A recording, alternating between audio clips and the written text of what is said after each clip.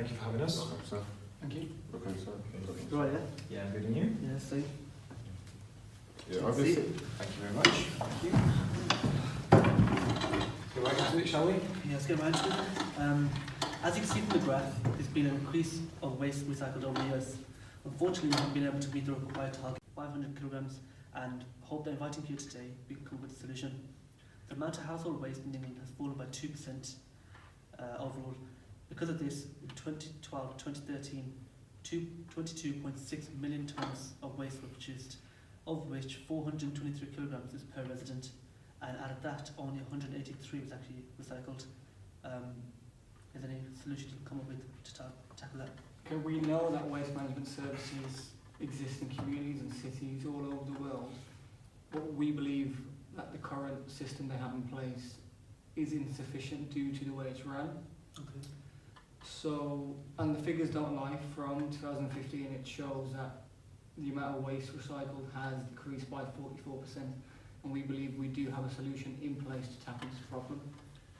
Yeah, the solution we're putting forward is basically to help reduce waste management using smart bins.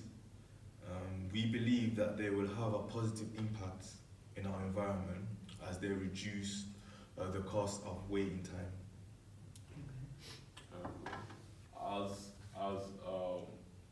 smart bins are technology based, wouldn't they harm the environment as they need electricity to power them, which is created by using fossil fuels that cause pollution? Yeah, so smart bins are eco-friendly as they are powered by using only solar energy, which isn't dependent on greenhouses. They are becoming a very popular source as the annual growth rate has reached 68% in the last decade. What will happen if the bins are located inside or there's no sunlight? How will the solar panel work? Right, so another alternative that we have for not using solar panel energy would be batteries. They last up to several years because they're using very low energy, because the technology that we uses low Bluetooth energy and 2G and GSM connectivity. That means obviously it will last for a really long time because only a small percentage of the battery is used at the time. Obviously we wouldn't use 4G at that time because it would just drain the battery way too fast. Okay. How will smart bins allow efficiency and shorter waiting time without prior knowledge of what bins need to be cleaned? There'll be wasted trips trying to check for which bins, otherwise for no reason. As you can see from the flow chart represented, once the bin is full, a notification is sent to the control room, who dispatch a team to clear the bins. Once the bins are cleared, the status of them is updated to notify the management team that the job has been done. It is used on a map to show the status of each bin. So a green bin shows there's plenty of space there. An amber shows there's 50% full, and the red shows there's 70%. So I'm gonna let my colleague here explain further. Okay. Yeah, so as you can see on this map right now, you see the green bins, the amber bins and the red bins. So you can see in this area that there are a couple of red bins. That means that notification has really been sent out for the collection team to come and pick the bins. Obviously, you wouldn't want too many bins that are red, so you would want to collect it fairly quickly. Okay then, would it not be beneficial to pick up amber bins on the journey towards picking up red bin?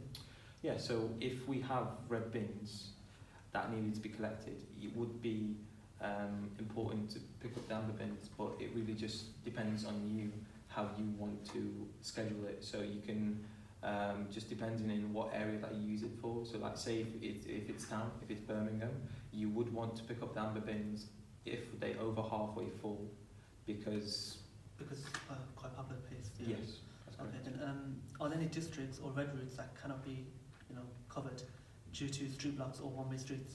A smart algorithm is used within the app to predict the fastest route for collection, which will in turn decrease the number of staff needed and the number of trucks needed on that day. So by decreasing the number of trucks, it will lower fuel consumption and pollution, which in turn is beneficial for the environment in more than one way. To put things into perspective, just by implementing smart bins, it can save over 65% of travel distance and over 60 of just picking up the full bins. So the data on real-time fill levels is very valuable, and the optimization of the roles will help to optimize the entire collection process considerably. Yeah, many residents have asked what's the difference a smart bin will make to the smell of their communities. The smell of the waste, like, will it still be the same? Yeah, so basically, smart bin have been very successful in South Korea. Before they were introduced, Korea had a small number of public waste bins, and this caused littering. As a result, using smart bins reduces the waste collection cost by 80%. Okay. In what way can the general public access the system? So there will be a mobile app for general public use, meaning that residents will be able to access the app with a click on the phone. They'll be able to check the nearby bins, how full they are, so if they can obviously go out and access it. They'll be able to check different types of bins, if there's any recycling, glass, paper, aluminium bins around. They'll also be able to report problems if there is any, like if it's damaged, it's inaccessible, or is there any problems or inquiries that they have. Okay, that's good.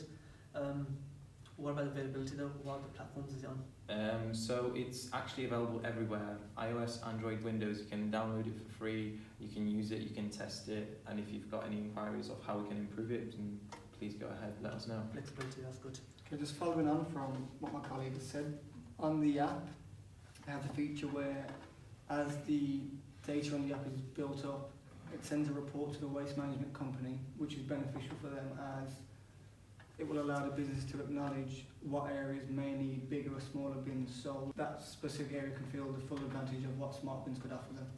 What components are used to be the smart bins? So the most important thing that we'll be using is a ultrasonic sensor. They're robust, water and shock resistant. They cover wide temperature range, so hot and cold, and they can be used from as little as 15 centimeters up to 4 meters deep. The sensors can monitor any type of waste, so any containers, different sizes and types, and the casting of the device is really safe because it's made from recyclable materials that provide not only eco-design but also helps the recycling. So you talk about components and sensors, right? Mm-hmm. Is it any kind of different sensors, or is it just one for all type bins? So you could use a single ultrasonic sensor for like the smaller bins, or you could use a double sensor. Obviously, if the bin is quite big, you would need to measure from 2 different angles. Yeah. So obviously, the programming will calculate the average and tell you the good value of how filled the bins are, because obviously you would not have it straight in the middle. Some could be slanted. Side, Yeah, on the depending on where side. they're tucked in. Okay, yeah, that sounds good. Seems like you've got everything mentioned basically. We'll have a think about it, and yeah, we'll get back to you. I'm sure we'll go your emails and everything, yeah? Yeah. Yep. Yeah, should be right then, yeah? Thank you very much for your time. Thanks a lot, all right. Thank you. Have a safe journey home. See you.